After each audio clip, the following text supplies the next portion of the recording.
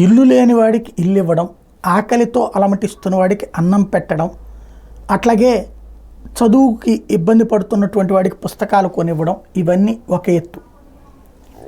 అవన్నీ చేయలేని పరిస్థితులే వస్తే ప్రభుత్వాల మీద ముందు కుటుంబం మీద వ్యతిరేకత వస్తుంది, ఆ తర్వాత సిటీ మీద, ఆ తర్వాత దేశం మీద వ్యతిరేకత వస్తుంది.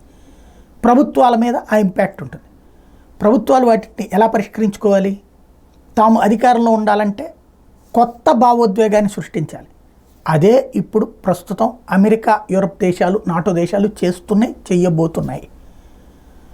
నిశ్శబ్దంగా మనకెవ్వరికీ తెలియని ఒక పని జరుగుతుంది. నేను చెప్పేది అబద్ధమైతే అమెరికా, యూరప్, నాటో దేశాల్లో ఉన్నటువంటి మిత్రులు చెప్పచ్చు. ఆర్టిఫిషియల్ ఇంటెలిజెన్స్ వచ్చాక అక్కడ ఉద్యోగ నియామకాలు పడిపోయినాయి.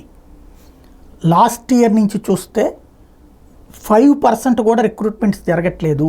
క్యాంపస్ నుండి బయటకు వచ్చిన వాళ్ళకి ఉద్యోగ అవకాశాలు ఉండట్లేదు.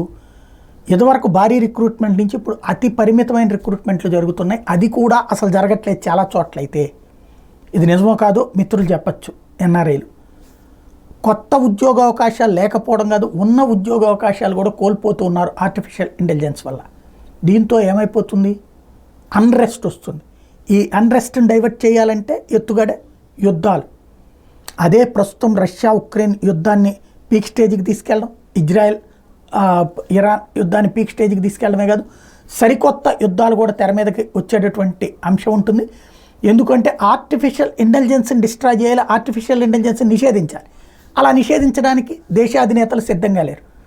అలా సిద్ధంగా లేనప్పుడు కార్పొరేట్ శక్తుల చేతుల్లో వాళ్ళందరూ బందీలు. కార్పొరేట్ శక్తులు వీళ్ళని, ప్రభుత్వాలని శాసిస్తారు. ఆ కార్పొరేట్ శక్తులు 1000 మంది ఉద్యోగులతో జయించే పని 10 మిషన్లతో జరిగిపోతున్నప్పుడు, ఒక 100 కోట్ల రూపాయలతో అయ్యే పని 10 కోట్ల రూపాయలతో అయిపోతున్నప్పుడు, ఆ డబ్బు లేదో నీకో 100 కోట్లు ఇస్తాను నువ్వు తీసుకో అని చెప్తారు.